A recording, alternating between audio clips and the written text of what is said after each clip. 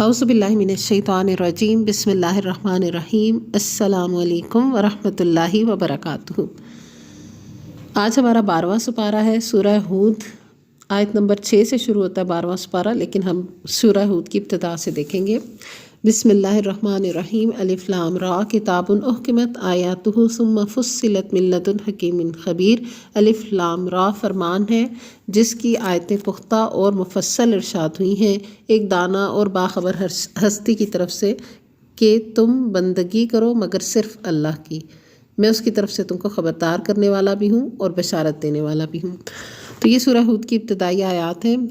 اس صورت میں بھی یہ دعوت دی گئی کہ پیغمبر کی بات مانو، شرک سے باز آ جاؤ اور سب کی بندگی چھوڑ کر ایک اللہ کے بندے بنو اور اپنی دنیاوی زندگی کا سارا نظام آخرت کی جواب دہی کے احساس پر قائم کرو۔ دوسرا، اس میں حیات دنیا کے ظاہری پہلو پر اعتماد کر کے جن قوموں نے اللہ کے رسولوں کی دعوت کو ٹھکرایا ہے وہ اس سے پہلے نہایت برا انجام دیکھ چکی ہیں، تو ان کے انجام بتائے گئے اور یہ بھی بتایا گیا کہ اب کیا ضرور ہے کہ تم بھی اسی راہ پر چلو جسے تاریخ کے مسلسل تجربے قطعی طور پر تباہی کی راہ ثابت کر چکے ہیں۔ پھر یہ تنبیہ کی ہے اس صورت میں کہ عذاب کے آنے میں جو تاخیر ہو رہی ہے یہ دراصل ایک مہلت ہے جو اللہ اپنے فضل سے تمہیں عطا کرتا ہے۔ اگر اس مہلت کے اندر سنبھل گئے تو ٹھیک، ورنہ پھر عذاب کے مستحق ٹھہرو گے۔ اور اس مضمون کو اس صورت میں بیان کرنے کے لیے براہ راست خطاب کی نسبت قوم نوح، قوم عاد، قوم سمود، قوم لوط، اصحاب مدین اور قوم فرعون کے قصوں سے زیادہ کام لیا گیا۔ تو سورہ کے شروع میں قرآن کریم کی آیات کے مفصل ہونے کی بات آئی اور یہ بھی بتا دیا کہ وَإِنِ اسْتَغْفِرُوا رَبَّكُمْ ثُمَّ تُوبُوا إِلَيْهِ يُمَتِّعْكُم مَتَاعًا حَسَنًا إِلَىٰ أَجَلٍ مُّسَمًّى وَيُؤْتِ كُلَّ ذِي فَضْلٍ فَضْلَهُ وَإِن تَوَلَّوْا فَإِنِّي أَخَافُ عَلَيْكُمْ عَذَابَ يَوْمٍ كَبِيرٍ، کہ اگر تم اپنے رب سے معافی چاہو اور اس کی طرف پلٹ آؤ تو وہ ایک مدت خاص تک تم کو اچھا سامان زندگی دے گا اور ہر صاحب فضل کو اس کا فضل عطا کرے گا، لیکن اگر تم منہ پھیرتے ہو تو تمہارے حق میں ایک بڑے ہولناک دن کے عذاب سے ڈرتا ہوں۔ تم سب کو اللہ کی طرف پلٹنا ہے اور وہ سب کچھ کر سکتا ہے۔ تو بتائیے چلا کہ استغفار کی بہت سی برکتیں ہیں، جو استغفار کرے گا اللہ تعالیٰ اس کو اچھا سامان زندگی دے گا، اور یہ اس کے بارے میں تو حدیث کی مختلف حدیث میں اس کی تائید ہوتی ہے کہ جو استغفار کی پابندی کرتا ہے تو اللہ تعالیٰ اس کے لیے ہر مشکل سے نکلنے کا رستہ بنا دیتا ہے۔ پھر 12ویں سپارے کی ابتدا ہوتی ہے وَمَا مِن دَابَّةٍ فِي الْأَرْضِ إِلَّا عَلَى اللَّهِ رِزْقُهَا وَيَعْلَمُ مُسْتَقَرَّهَا وَمُسْتَوْدَعَهَا كُلٌّ فِي كِتَابٍ مُّبِينٍ۔ زمین میں چلنے والا کوئی جاندار ایسا نہیں ہے جس کا رزق اللہ کے ذمے نہ ہو اور جس کے متعلق وہ نہ جانتا ہو کہ وہ کہاں رہتا ہے اور کہاں وہ سونپا جاتا ہے، سب کچھ ایک صاف دفتر میں درج ہے۔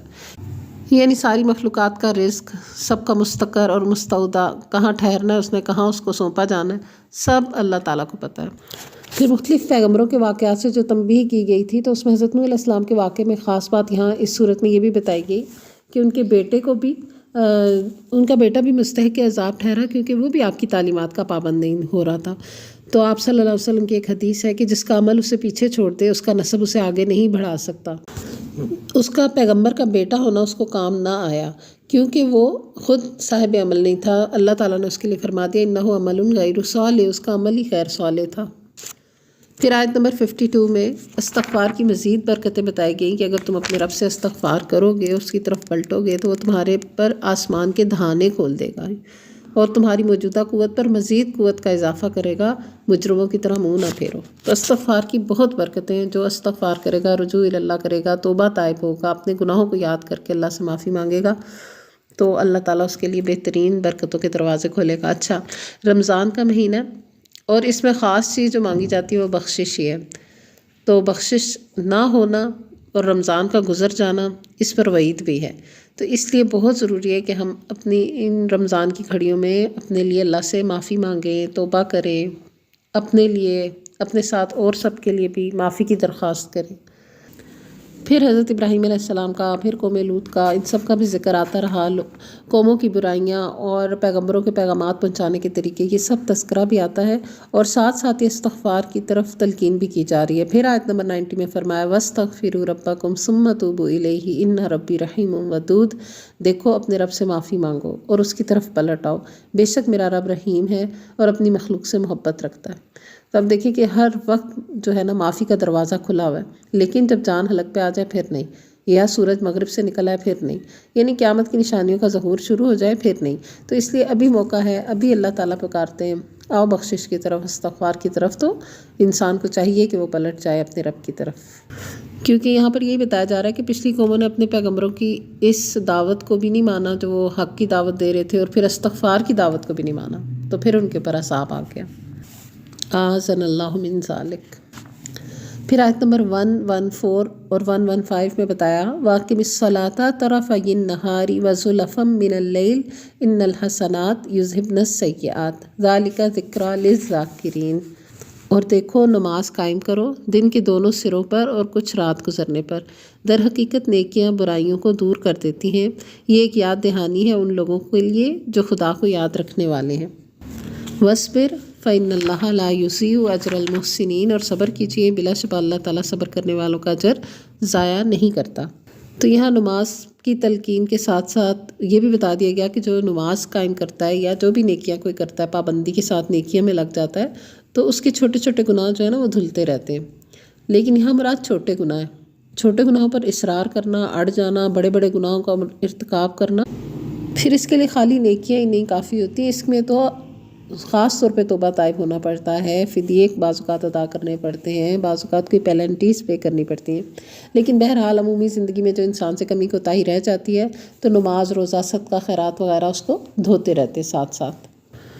फिर आयत नंबर 120 में पिछले जितने पैगम्बरों का जिक्र यहाँ पर आया ना, पैगम्बर और उनकी कौमों का तज़किरा, तो उसका एक कंक्लूजन बता दिया गया। वकुल्लन नकुस्सु अलैका मिन अंबाइर रुसुलि मा नुसब्बितु बिही फुआदक वजाअका फी हाज़िल हक़्क़ व मौइज़तुन व ज़िक्रा लिल मुमिनीन।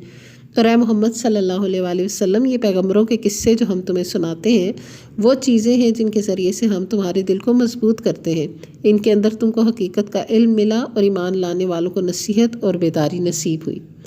तो ये इन किस्सों को बयान करने का मकसद बता दिया गया।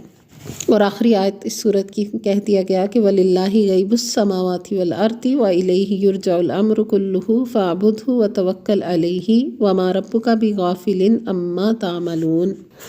आसमानों और ज़मीन में जो कुछ छुपा हुआ है सब अल्लाह के कब्ज़ा कुदरत में है, और सारा मामला उसी की तरफ रुजू किया जाता है। बस ए नबी सल्लल्लाहु अलैहि वसल्लम, तुम उसकी बंदगी कर और उस पर भरोसा रख। जो कुछ तुम लोग कर रहे हो, तेरा रब उससे बेखबर नहीं है। इसके बाद सूरह यूसुफ, जिसे अहसनुल क़सस यानी बेहतरीन किस्सा बयान किया गया।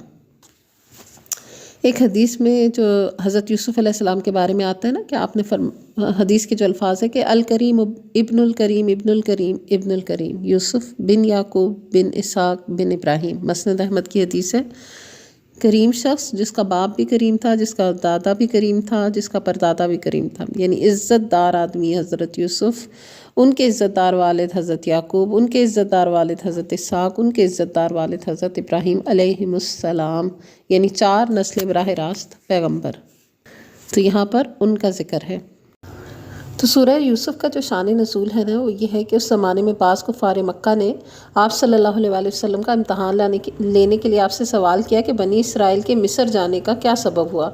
यानी बनी इसराइल तो फ़लस्तीन में होते थे, फिर मिस्र में कैसे पहुँचे, वहाँ जो फ़िरौन और मूसा के वाक़े हैं तो वो अलैहिमुस्सलाम, तो वो कैसे हुए। तो चूँकि अहले अरब इस किस्से से नावाकिफ़ थे, इसका नामो निशान तक इनकी रवायात में नहीं पाया जाता था, और ख़ुद नबी सल्लल्लाहु अलैहि वसल्लम की ज़ुबान भी इससे पहले इसका ज़िक्र नहीं करती थी।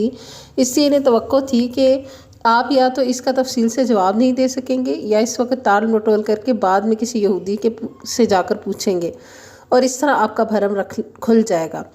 लेकिन इस इम्तहान में इन्हें उल्टी मुँह की खानी पड़ी। अल्लाह ताला ने सिर्फ यही नहीं किया कि फ़ौरन उसी वक्त सूरह यूसुफ़ की शक्ल में पूरा किस्सा यूसुफ आपकी ज़ुबान पर जारी कर दिया, बल्कि मज़ीद बरा इस किस्से को कुरैश के उस मामले पर चस्पा भी कर दिया जो वो बरादरान यूसुफ की तरह आप सल्लल्लाहु अलैहि वसल्लम के साथ कर रहे थे, और उन्हें यह एहसास दिलाया कि आज तुम भी वही आप सल्लल्लाहु अलैहि वसल्लम के साथ कर रहे हो, ए कुरैश मक्का, जो कि ये बरादरान यूसुफ ने यूसुफ अलैहिस्सलाम के साथ किया था।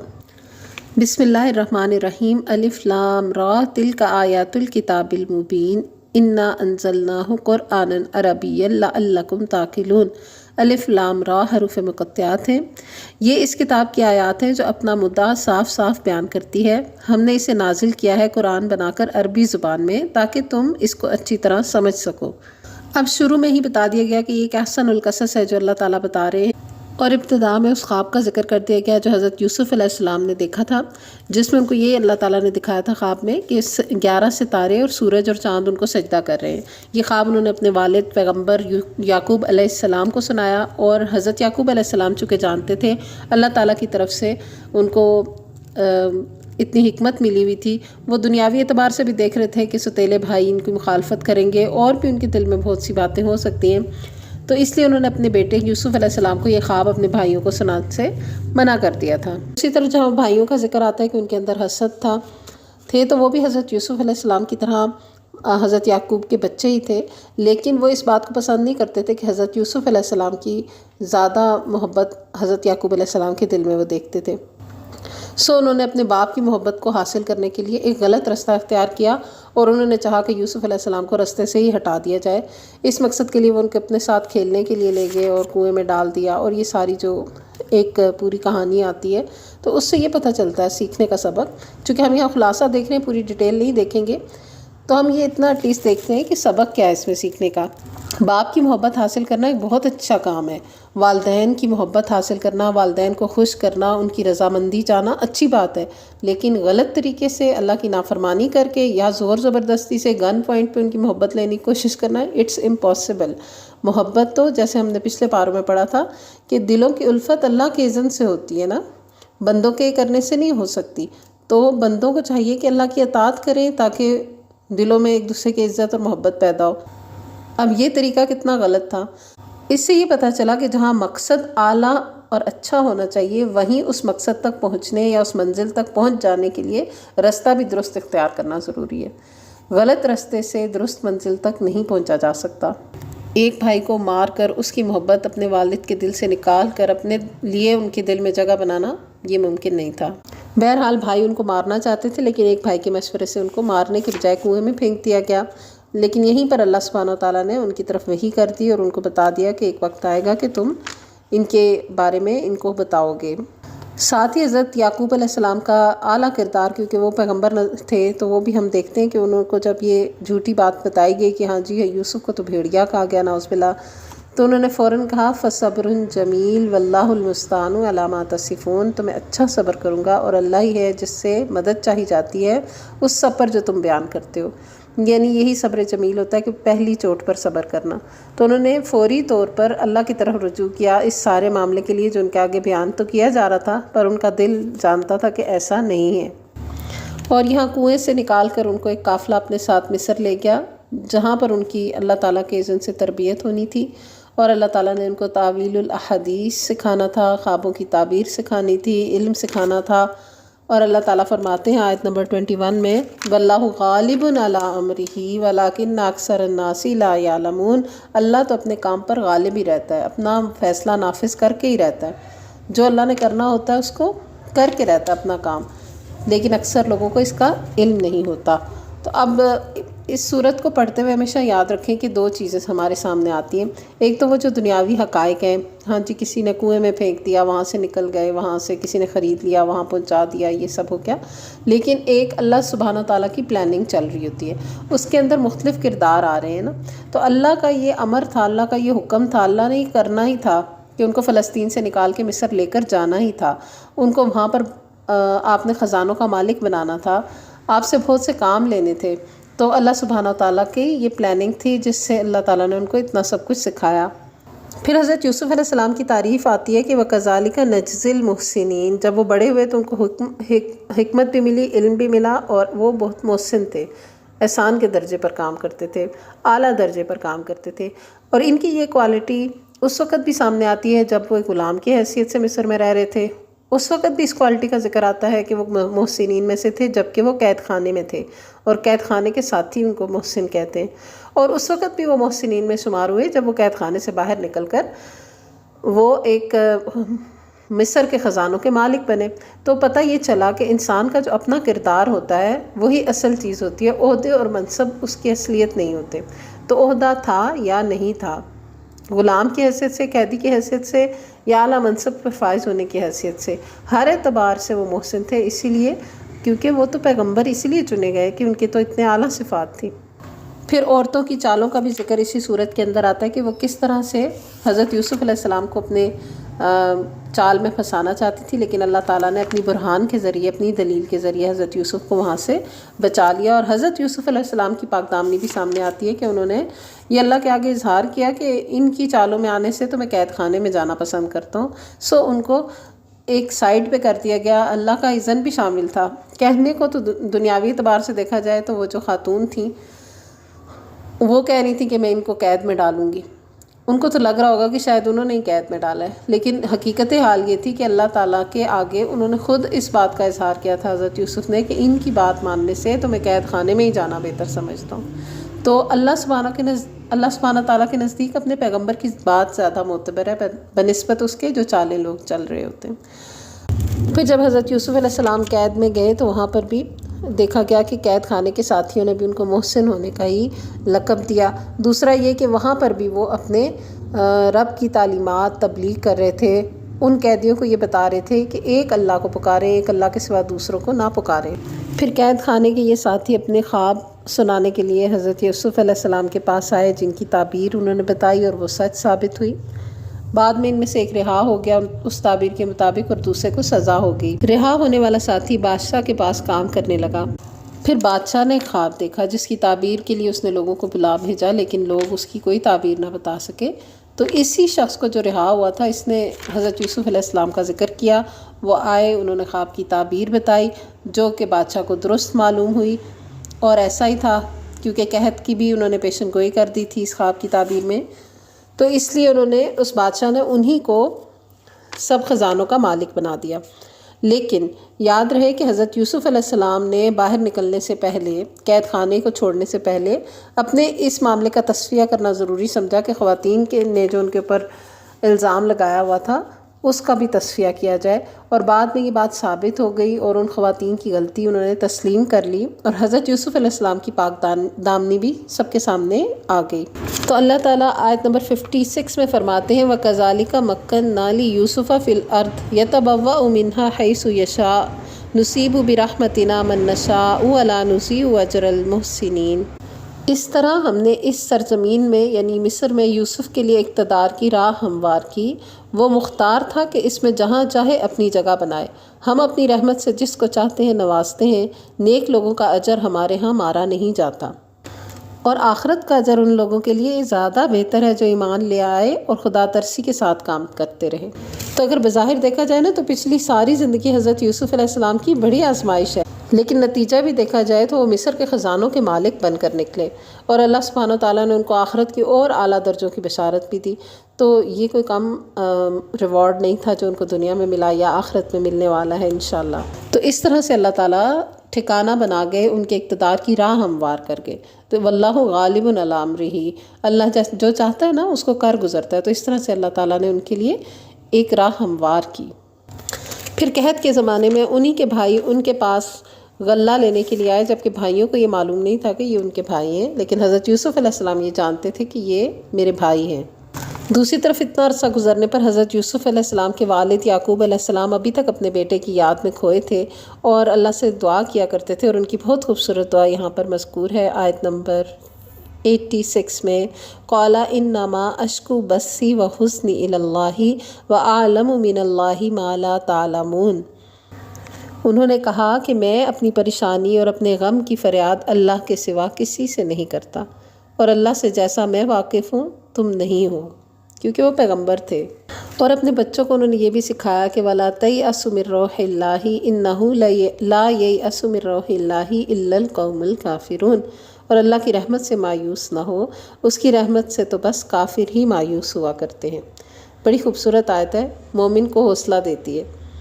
جس کا رب اللہ ہو، جو ہر چیز پر قادر ہو، اس کو مایوس ہونا زیب نہیں دیتا، مایوسی تو کافروں کو زیب دیتی ہے۔ بہرحال حضرت یوسف علیہ السلام اپنے والد سے مل گئے، اور انہوں نے ان کو وہیں پہ مصر ہی بلوا لیا اپنے والدین کو، اور جب وہ سجدہ تعظیمی اس شریعت میں جائز تھا، والدین اور ان کے 11 بھائی ان کے آگے جھکے، تو یہ ان کے خواب کی تعبیر ہو گئی جو انہوں نے بچپن میں دیکھا تھا۔ اب یہاں حضرت یوسف علیہ السلام کے محسن ہونے کا مزید پتہ چلتا ہے۔ آیت نمبر 90 میں انہوں نے فرمایا کہ قالوا اِنَّکَ لَأَنْتَ یوسف قال انا یوسف وہذا اخی قد من اللہ علینا انہ من یتقی ویصبر فإن اللہ لا یضیع اجر المحسنین۔ جب ساری سچویشن کھل گئی تو بھائی چونک کر بولے کہ ہیں کیا تم یوسف ہو؟ اس نے کہا ہاں میں ہی یوسف ہوں اور یہ میرا بھائی بنیامین یعنی اللہ نے ہم پر احسان فرمایا۔ حقیقت یہ ہے کہ اگر کوئی تقوی اور صبر سے کام لے تو اللہ کے ہاں ایسے نیک لوگوں کا اجر مارا نہیں جاتا۔ سبحان اللہ۔ تو اب یہاں پر حضرت یوسف علیہ السلام کا اعلیٰ ترین کردار، ان کا محسن ہونا مزید ثابت ہوا کہ جب ان کو وہ بچھڑے ہوئے بھائی، وہ خاندان واپس مل گیا تو ان کی نظر اس بات پر نہیں تھی کہ انہوں نے میرے ساتھ کیا کیا اور میں کس طرح انتقام لوں، بلکہ وہ اللہ تعالیٰ کی اس حکمت کو سمجھ رہے تھے کہ اللہ سبحانہ وتعالیٰ کی مشیت تھی کہ یہاں پر ان کو کس طرح مصر لا کر اقتدار سے نوازا اللہ نے، اور کس طرح ان کو علم اور حکمت سکھایا، تعویل الاحادیث سکھائی۔ تو اب ان کی شایان نشان یہی تھا کہ ایسے لوگوں کو جنہوں نے جہالت میں یا لا علمی اور بے وقوفی اور غفلت میں ان کے ساتھ ایسا نقصان کرنے کی کوشش کی تھی، ان سے درگزر کر لیں، اور انہوں نے درگزر کیا۔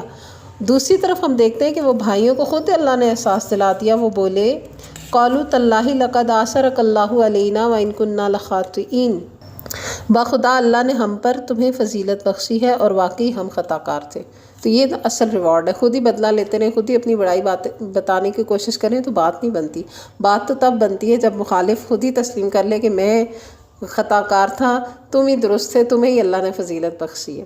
بہرحال واقعے کے اختتام پر ہم یہ بھی دیکھتے ہیں آیت نمبر 100 میں کہ انہوں نے اپنے والدین سے یہ نہیں کہا، یا اپنے والدین سے اتنے عرصے بعد ملاقات پر انہوں نے یہ غم اور رنج کا اظہار نہیں کیا، کسی شکووں کی تو بات نہیں کی کہ میرے ساتھ کیا کیا ہوا، کیسے کیسے میں غم کے میدان میں سے گزرا، بلکہ ان کی پازیٹیو تھنکنگ نظر آتی ہے کہ انہوں نے کہا کہ وقال یا ابتی ھذا تأویل رؤیای من قبل قد جعلھا ربی حقا، کہ میرے والد یہی تو ہے وہ تعبیر میرے خواب کی جسے اللہ نے سچ کر دکھایا۔ وقد احسن بی اذ اخرجنی من السجن، اور اس نے مجھ پر احسان کیا ہے جب اس نے مجھے قید خانے سے نکالا۔ تو یہ ان ورڈز کو دیکھیں کہ اس میں یہ نہیں لکھا ہوا کہ میں بڑا غمزدہ تھا جب میں قید میں تھا، بلکہ یہ بتایا کہ میرے اوپر احسان کیا اللہ نے جب مجھے قید خانے سے نکالا۔ تو یہ ہوتی ہے پازیٹیو تھنکنگ اور شکر گزاری، کہ تکلیف میں کیسے آئے یہ نہ گنتے رہیں، تکلیف سے کب کب اللہ نے نکالا، کب کب اس نے مجھ پر احسان کیا، یہی گنیں۔ وَجَاءَ بِكُم مِّنَ الْبَدْوِ مِن بَعْدِ أَن نَزَغَ الشَّيْطَانُ بَيْنِي وَبَيْنَ إِخْوَتِي، اور آپ لوگوں کو صحرا سے لا کر مجھ سے ملایا۔ یہ نہیں کہا کہ آپ صحرا میں رہ گئے تھے، میں تو اتنا ادھر بھٹک رہا تھا، نعوذ باللہ، کچھ بھی نہیں ایسا۔ اللہ نے آپ کو مجھ سے لا ملایا صحرا سے۔ حالانکہ شیطان میرے اور میرے بھائیوں کے درمیان فساد ڈال چکا تھا، بھائیوں کی بھی کوئی برائی نہیں کی، وہ بھی یہ کہا کہ شیطان نے ان کے اور میرے درمیان یہ گیپ ڈال دیا تھا۔ واقعہ یہ ہے کہ میرا رب غیر محسوس تدبیروں سے اپنی مشیت پوری کرتا ہے، بے شک وہ علیم ہے اور حکیم ہے۔ تو وہ پیغمبر تو تھے ہی، لیکن ان آیات سے آپ کا اللہ کے ساتھ بہت ہی گہرا تعلق سمجھ آتا ہے، اور اللہ کی طرف سے عطا کرتا حکمت بھی خوب ان کی ان باتوں میں دکھ رہی ہے۔ آگے جو دعا سارے واقعے کے اینڈ پہ ان کی آتی ہے، ربی قد آتیتنی من الملک وعلمتنی من تأویل الاحادیث، اے میرے رب تو نے مجھے حکومت بخشی اور مجھ کو باتوں کی تہ تک پہنچنا سکھایا، فاطر السماوات والارض، اے زمین و آسمان کو نئے سرے سے پیدا کرنے والے، انت ولی فی الدنیا والآخرہ، دنیا اور آخرت میں تو ہی میرا دوست، میرا سرپرست، میرا ولی، میرا مددگار ہے۔ اب دیکھیں کہ ہر سٹیج آف لائف میں ہر کوئی ایک آپ کے ساتھ جو ہر سٹیج آف لائف میں ہوتا ہے نا، وہ اللہ ہی ہوتا ہے، اور ان کو تو یہ بات کیسے نہ سمجھ آتی، وہ تو ہیں ہی پیغمبر۔ توفنی مسلمن والحقنی بالصالحین، میرا خاتمہ اسلام پر کیجئے اور انجام کار مجھے نیک لوگوں میں شامل کیجئے، صالحین کا ساتھ دیجئے۔ تو غلامی بھی دیکھی، قید بھی دیکھی، بادشاہت بھی دیکھی، لیکن جس چیز کو مانگا اللہ سے وہ صالحین کا ساتھ ہے، تو یہ سب سے قیمتی چیز ہے۔ پھر آخری رکوع میں اللہ سبحانہ وتعالیٰ نے اس سارے واقعے سے جو نصیحت اہل مکہ کو لینی چاہیے اس کا ذکر کر دیا، اور آخری آیت میں بتا دیا لَقَدْ كَانَ فِي قَصَصِهِمْ عِبْرَةٌ لِأُولِي الْأَلْبَابِ مَا كَانَ حَدِيثًا يُفْتَرَىٰ वलाकिन तस्दीक़ अल्लज़ी बैन यदैहि व तफ़सील कुल्लि शैइन व हुदन व रहमतन लिक़ौमी युमिनून। अगले लोगों के इन किस्सों में अक्ल और होश रखने वालों के लिए इबरत है। ये जो कुछ कुरान में बयान किया जा रहा है ये बनावटी बातें नहीं हैं, बल्कि जो किताबें इससे पहले आई हुई हैं उन्हीं की तस्दीक है, और हर चीज़ की तफसील और ईमान लाने वालों के लिए हिदायत और रहमत। इसके बाद अगली सूरत अर्राद, जिसका मज़मून इस बात पर मुश्तमिल है कि जो हक़ है अल्लाह की तरफ से नाजिल शुदा है वही हक़ है, और जो लोग गलती कर रहे हैं वो उसको मानते नहीं हैं। इसी से रिलेटेड सारा मज़मून है। बिस्मिल्लाहिर्रहमानिर्रहीम। अलिफ लाम मीम रा तिल्का आयातुल किताब वल्लज़ी उनज़िला इलैका मिर रब्बिकल हक़्क़ु वलाकिन्न अक्सरन नासी ला युमिनून। अलिफ लाम मीम रा, ये किताब इलाही की आयात हैं, और जो कुछ तुम्हारे रब की तरफ से तुम पर नाजिल किया गया है वो ऐन हक़ है, मगर तुम्हारी कौम के अक्सर लोग मान नहीं रहे। तो यही मज़मून है, और उनको बताया जा रहा है कि हक़ जो है वो है, जो नहीं मान रहे गलती वो कर रहे हैं। तो इस मज़मून के साथ इस सूरत के अंदर बहुत सी कुरान के अंदर कौनी निशानियाँ भी बयान की गई हैं। मिसाल के तौर पर बग़ैर सुतूनों के आसमानों का उठाया जाना, अल्लाह ताला का अर्श पर मुस्तवी होना, सूरज चाँद सितारों का बनना, और पहाड़ और नहरें और फल और हर तरह के ज़ौजैन और रात और दिन का आना जाना वग़ैरह। और इस तरह से कुफ़ार को ये बताया गया कि वो अल्लाह की निशानियों पर गौर नहीं करते, और इसके साथ उनको कोई अक्ल और हिदायत नसीब नहीं होती, और वो इनकार किए जाते हैं, कुफ़र की रविश पे चलते जाते हैं। और आखिरी आयत फिर हम इस सूरत की देखते हैं। वयक़ूलुल्लज़ीना कफ़रू लस्त मुरसला कुल कफ़ा बिल्लाहि शहीदम बैनी व बैनकुम वमन इंदहु इल्मुल किताब। ये मुनकरीन कहते हैं कि तुम अल्लाह के भेजे हुए नहीं हो, कहो मेरे और तुम्हारे दरमियान अल्लाह की गवाही ही काफ़ी है, और फिर हर उस शख्स की गवाही जो किताब आसमानी का इल्म रखता है। फिर सूरह इब्राहीम। बिस्मिल्लाहिर्रहमानिर्रहीम। अलिफ लाम रा किताबुन अंज़लनाहु इलैका लितुख़रिजन नासा मिनज़्ज़ुलुमाति इलन-नूर बिइज़्नि रब्बिहिम इला सिरातिल अज़ीज़िल हमीद। अलिफ लाम रा, ए मोहम्मद सल्लल्लाहु अलैहि वसल्लम, ये किताब है जिसको हमने तुम्हारी तरफ नाजिल किया है ताकि तुम लोगों को तारीकियों से निकाल कर रोशनी में लाओ, उनके रब की तौफीक से, उस अल्लाह के रास्ते पर जो ज़बरदस्त और अपनी ज़ात में आप तारीफ़ वाला है। फिर आयत नंबर 7 में अल्लाह का ये कानून बता दिया गया कि वइज़्ताज़्ज़ना रब्बुकुम लाइन शकरतुम लअज़ीदन्नकुम वलाइन कफ़रतुम इन्ना अज़ाबी लशदीद। तुम्हारे रब ने तुम्हें ख़बरदार कर दिया था कि अगर शुक्रगुज़ार बनोगे तो मैं तुमको और ज़्यादा नवाजूँगा, और अगर कुफ़रान नेमत करोगे तो मेरी सज़ा बहुत सख्त है। तो पैगम्बरों का इनकार करना भी बहुत बड़ी कुफ़रान नेमत थी। हर नेमत पर अल्लाह का शुक्र अदा करना चाहिए, लेकिन पैगम्बरों के आने पर, उनकी तालीमात के मिलने पर मज़ीद शुक्र अदा करना चाहिए। इस सूरत की आयत नंबर 24 और 25 और 26 में एक बहुत ही खूबसूरत मिसाल बताई गई है। इवन 27 भी इसमें हम इंक्लूड करेंगे इंशाल्लाह। अलम तरा कैफ़ा दरबल्लाहु मसलन कलिमतन तय्यबतन कशजरतिन तय्यबतिन अस्लुहा साबितुन व फ़रउहा फ़िस्समा तुअती उकुलहा कुल्ल हीनिन बिइज़्नि रब्बिहा व यद्रिबुल्लाहुल अम्साल लिन्नासी लअल्लहुम यतज़क्करून। क्या तुम देखते नहीं हो कि अल्लाह ने कलमा तय्यबा को किस चीज़ से मिसाल दी है? इसकी मिसाल ऐसी है जैसे एक अच्छी ज़ात का दरख्त जिसकी जड़ ज़मीन में गहरी जमी हुई है और शाखें आसमान तक पहुँची हुई हैं।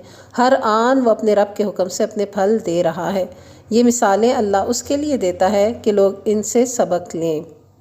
व मसलु कलिमतिन खबीसतिन कशजरतिन खबीसतिन इज्तुस्सत मिन फ़ौक़िल अर्द मा लहा मिन करार।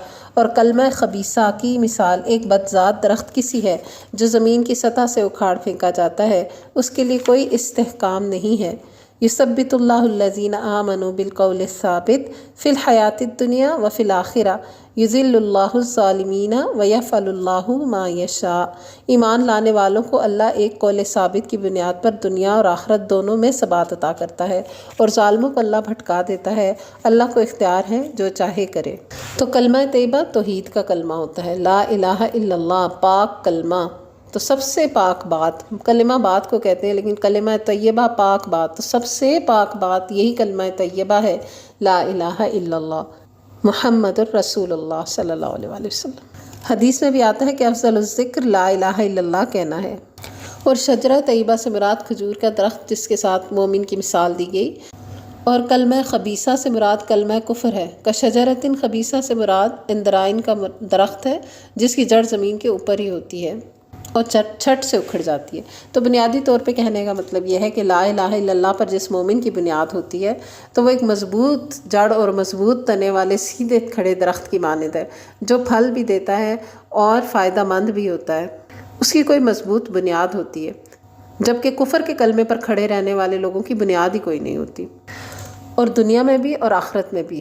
کلمہ طیبہ یعنی لا الہ الا اللہ کے ذریعے، اس پاک کلمے کے ذریعے اللہ سبحانہ و تعالیٰ بندہ مومن کو تقویت دیتے ہیں، اس کو ثبات عطا کرتے ہیں، اور قبر میں بھی وہ اس کلمے پر ثابت قدم رہتا ہے۔ اسی لیے جب کسی کو دفنایا جاتا ہے تو لواحقین جو ہیں پیچھے اس کے لیے دعا کرتے ہیں کہ اللہم ثبتہ بالقول الثابت، کہ اللہ اس کو ثابت کلمے پر ثابت قدم رکھنا۔ تو وہ ثابت کلمہ کیا ہے؟ یہی لا الہ الا اللہ محمد الرسول اللہ کی گواہی صلی اللہ علیہ وسلم۔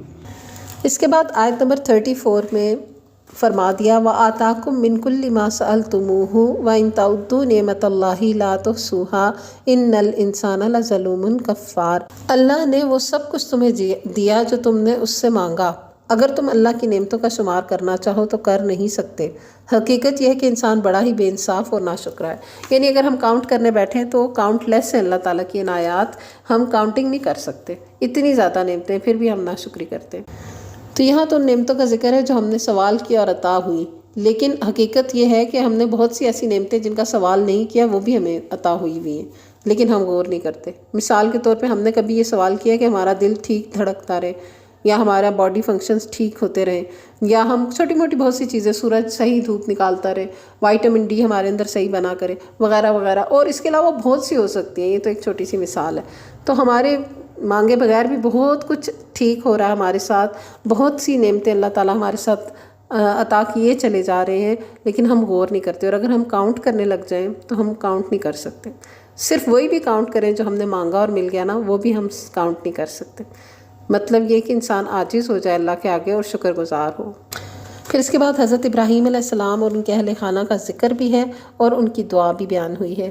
تو یہ اینڈ ہی ہے سورت کا، ہم پوری دعا دیکھ لیتے ہیں۔ وَإِذْ قَالَ ابراہیم، اور جب کہا تھا ابراہیم نے، رب اجعل ھذا البلد آمنا، اے میرے پروردگار اس شہر کو امن والا بنا دے، وَاجْنُبْنِی وَبَنِیَّ أَن نَعْبُدَ الْأَصْنَامَ، اور مجھے اور میری اولاد کو بت پرستی سے بچا لے۔ ربی انہن اضللن کثیرا من الناس فمن تبعنی فانہ منی ومن عصانی فانک غفور الرحیم۔ پروردگار ان بتوں نے بہتوں کو گمراہی میں ڈالا ہے، ممکن ہے کہ میری اولاد کو بھی یہ گمراہ کرے، لہٰذا ان میں سے جو میرے طریقے پر چلے وہ میرا ہے، اور جو میرے خلاف طریقہ اختیار کرے تو یقیناً تو درگزر کرنے والا مہربان ہے۔ یعنی گمراہی کے رستے پر چلنے والوں کے لیے بھی بد دعا نہیں کی فوری طور پہ، بلکہ اللہ تعالیٰ کی ایک صفت پکار لی، غفور الرحیم۔ ربنا انی اسکنت من ذریتی بوادی غیر ذی زرع عند بیتک المحرم ربنا لیقیموا الصلاۃ فاجعل افئدۃ من الناس تہوی الیہم وارزقہم من الثمرات لعلہم یشکرون۔ اے میرے پروردگار، میں نے ایک بے آب و گیاہ وادی میں اپنی اولاد کے ایک حصے کو تیرے محترم گھر کے پاس لا بسایا ہے۔ پروردگار، یہ میں نے اس لیے کیا ہے کہ یہ لوگ یہاں نماز قائم کریں، لہٰذا تو لوگوں کے دلوں کو ان کا مشتاق بنا اور انہیں کھانے کو پھل دے، شاید کہ یہ شکر گزار بنے۔ ربنا انک تعلم ما نخفی وما نعلن وما یخفی علی اللہ من شیء فی الارض ولا فی السماء۔ پروردگار، تو جانتا ہے جو کچھ ہم چھپاتے ہیں اور جو کچھ ظاہر کرتے ہیں، اور واقعی اللہ سے جو کچھ بھی چھپا ہوا نہیں، نہ زمین میں نہ آسمانوں میں۔ الحمدللہ الذی وہب لی علی الکبر اسماعیل و اسحاق ان ربی لسمیع الدعاء۔ شکر ہے اس اللہ کا جس نے مجھے اس بڑھاپے میں اسماعیل اور اسحاق جیسے بیٹے دیے، حقیقت یہ ہے کہ میرا رب ضرور دعا سنتا ہے۔ رب اجعلنی مقیم الصلاۃ ومن ذریتی ربنا وتقبل دعا ربنا اغفر لی ولوالدی وللمؤمنین یوم یقوم الحساب۔ اے میرے پروردگار، مجھے نماز قائم کرنے والا بنا، اور میری اولاد سے بھی ایسے لوگ اٹھا جو یہ کام کریں۔ پروردگار میری دعا قبول کر۔ پروردگار مجھے اور میرے والدین کو اور سب ایمان لانے والوں کو اس دن معاف کر دیجیے جس دن حساب قائم ہوگا۔ آمین۔ تو یہ بہت ہی خوبصورت دعا حضرت ابراہیم علیہ السلام کی۔ عام طور پہ لوگ اس دعا کے صرف اس آخری حصے کو ہی پڑھتے ہیں، ربی جعلنی مقیم الصلاۃ۔ یہ بہت پیاری دعا ہے، لیکن پوری دعا بھی بہت خوبصورت ہے۔ پھر سورت کی اختتامی آیت میں فرما دیا ھذا بلاغ للناس ولینذروا بہ ولیعلموا انما هو الہ واحد ولیذکر اولو الالباب۔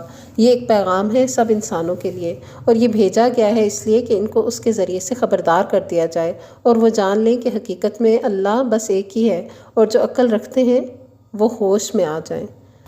یہی ہم اپنے سبق کا اختتام کرتے ہیں۔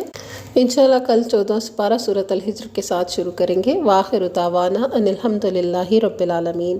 سبحانک اللہم و بحمدک، نشہد ان لا الہ الا انت، نستغفرک و نتوب الیک۔ السلام علیکم ورحمۃ اللہ وبرکاتہ۔